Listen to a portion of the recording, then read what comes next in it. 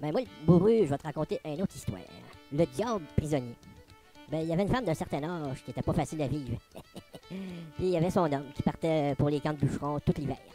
En fait, il y avait aussi leur fille, une jeunesse bien délurée, bonne à se mettre en mariage. Le père absent, les deux femmes s'entendirent pas trop. Deux femmes dans une seule demeure, ça marche pas. Même mère et fille. La mère était devenue mal commode et la fille devint donc une chipie. On dit que les jolies filles le deviennent plus facilement que les autres. Les disputes étaient choses du quotidien, jour et soir. Ah, la petite désespérait car elle habitait dans des lieux bien isolés où il passait personne.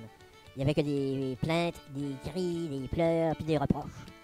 La mère disait « L'homme qui va te prendre, je lui promets bien du bonheur, pauvre lui. Va te chercher un mari, pauvre petite chipie. » La fille de lui répondre « Du bonheur. Du bonheur, c'est pourquoi que papa quitte la maison à chaque hiver. Qui viendra ici pour me tirer de cette maison? Ah, je me marierai jamais. Ah, tu sais pas, ma fille, tu te marieras avec le rapatou peut-être. Ah, celui-là, il est fait pour toi. Ouais, le rapatou. C'est le cornu, là. Le rapatou de l'enfer. Ben, il voudra peut-être bien de toi, contrairement à un homme raisonnable, dit la mère. Le soir passa.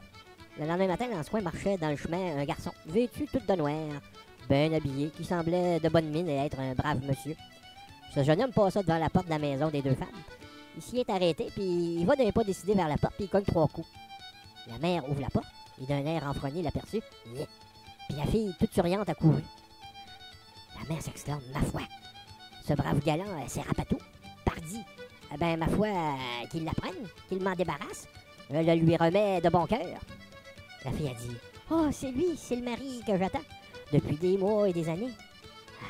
Eh ben, ma foi, qu'il me prenne et me mette en mariage, qu'il me tire d'ici de serre, pour tout mon cœur, je me remets à lui.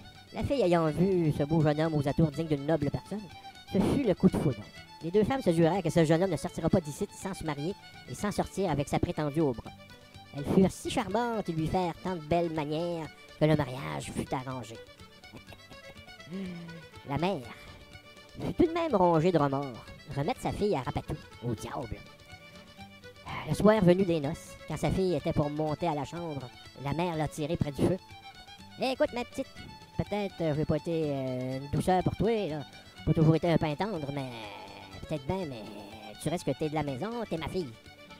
Prends cette fiole, c'est de l'eau bénite. Puis écoute là, quand vous serez tout seul dans la chambre, là, toi et ton marié, ferme la porte puis la fenêtre. Hein? Ensuite, arrose-le tant que tu pourras de cette eau. Tu vas voir ce qui va arriver. La fille avait compris que sa mère était bien sérieuse, qu'elle n'entendait pas à rire. Elle fit comme sa mère lui avait dit de faire. Elle ferma la porte et la fenêtre, puis empoigna la fiole pour asperger son mari. Hurlant à faire tomber les nuages du ciel, Rapatou se démenait comme un vrai perdu. Il se lançait à droite puis à gauche, à croire qu'il allait passer à travers les murailles, tant qu'il cherchait à sortir, à chercher une issue, une sortie. Tout d'un coup, il visa le trou de la serrure de la porte. Oups, et s'y enfile comme une abeille dans une ruche.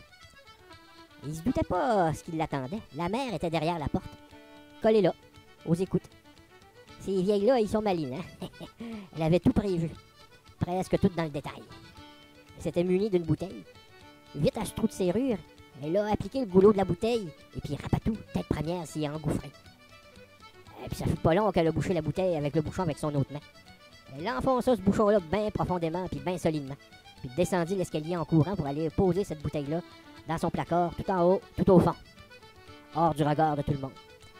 Voilà que Rapatou est en prison, puis il est resté plusieurs mois. Soudainement, le monde s'était mis à changer. On le reconnaissait plus. Les voleurs étaient devenus d'honnêtes personnes. Les hommes avaient arrêté de se quereller. Le monde était devenu un monde de braves gens. Le tailleur avait arrêté de tricher sur les mesures. Le meunier ne trompait plus les gens sur la mesure de la farine. Les vieilles chippies étaient devenues des dames honorables. Le diable n'y était plus pour transformer les sages en fous. Les semaines et les mois passent.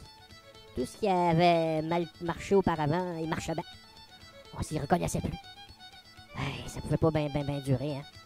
Un beau dimanche, vers le midi, le père de famille est de retour à la maison. Il pousse la porte puis pour constater que les deux femmes étaient absentes. Elles étaient allées à la messe, à l'église, là. Après avoir longuement voyagé pour retourner à la maison, ben, il y avait grand soif. Ben, il allait au placard. Puis en ouvrant la porte, il aperçoit en haut une bouteille.